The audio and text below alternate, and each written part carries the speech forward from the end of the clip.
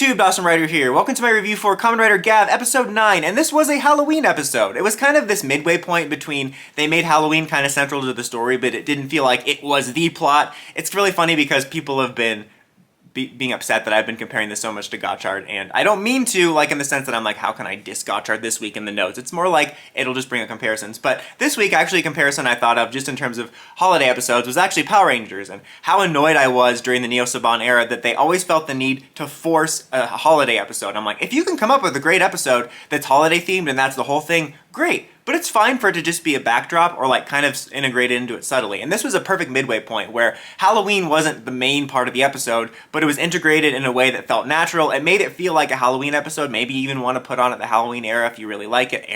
Halloween season. It didn't feel like we have to make a Halloween episode, let's do clips. That was the thing I thought about in this, because the Halloween theme really works for this series because of the whole candy theme and the eating, and Shoma discovering Halloween was a lot of fun, and him like adult trick-or-treating because he was excited and didn't understand. Thankfully everyone gave him candy because they remember what happened when Art the Clown didn't get candy when he adult trick-or-treated. So that was good. But that was just a fun set of scenes that in general was just fun and funny because it was pulled off well, but because of obviously the themes of the show and Shoma's character discovering it, it worked out really well, and it did make for a fun Halloween-feeling episode with some fun antics. There was also some funny antics with the other storyline because it was kind of two stories. You had Shoma basically just having a little mini Halloween subplot that tied into the villains attacking him, which I'll get into in a minute, but then the second plot was kind of the case of the week because this is a two-parter, although I will say I think this more so than the last one, but both of these two-parters felt different than usual two-parters, where usually most Rider two-parters in the early half of a series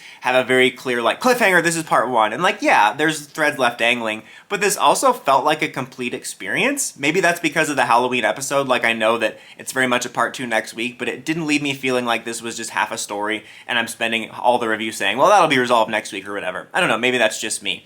Regardless though, some funny moments with Honto where he's trying to ask these girls about these mysterious disappearances related to the monster, and they think he's like a kidnapper or whatever. I just thought that was funny. And it was just funny the stark contrast of Shoma trick-or-treating and doing all this stuff, and doing stuff that would actually be probably more creepy if you saw that in real life. And then Honto was just like, hey, like, I'm investigating a disappearance of your friends, and they're like, it's a creeper, and they just run off. I don't know, I just thought that was kind of funny. But he actually kind of had a decent little cliche, but like heartwarming little sub-story about these characters talking to this girl about her dreams and about making the decision you want for yourself. And it was a very cliche message about following your dreams and deciding what you want. But I thought it was fairly nice. Like, I wouldn't say I was like super connected with it, but I definitely felt it was more enjoyable than most of the filler character episodes of the week or the 2 weeks that I just really don't care about. And it was kind of a fun little investigation because it kind of has this red herring of their like gym instructor that very much, even without him thinking he has the stomach thing, which was like a misunderstanding, he just looked like he was going to be the villain just because the way he was dressed, it was like he stood out. Like, I'm sure you guys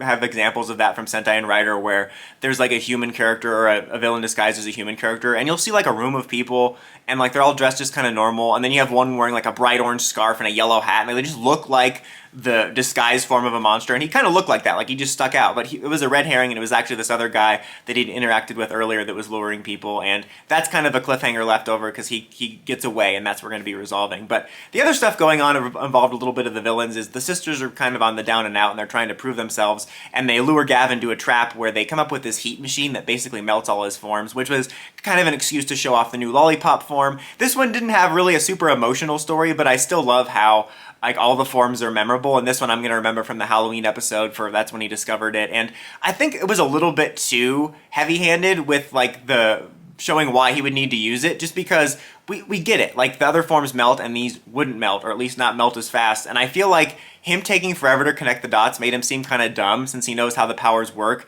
and he specifically called out that the lollipop didn't melt. I feel like I only needed him to use chocolate and then be like, oh, I can just use this new one, but he just keeps using all of them, and then he's like, oh yeah. I just felt it went on a bit too long. Very nitpicky, but still, it was a cool way of debuting it. It's a cool, fun form, and like just absolutely silly, ridiculous, but somehow awesome, which is kind of the way the series has been overall. I did find it funny that like you have the Monster of the Week fighting Honto, and you're debuting the new mecha, it looks like a mecha because it's one of the bulkier forms, and also Boom Boonder just debuted a mecha, but the new form, like this big new form, the villain was basically just a guy in a hoodie, which was just kind of funny. Like, next week we see in the preview that he's going to be fighting the Monster of the Week, but still pretty funny. But Yeah, I enjoyed this episode. The only real negative, like I was trying to think of negatives, and outside of that nitpick about, maybe they like hit you over the head too much with like all the forms are melting.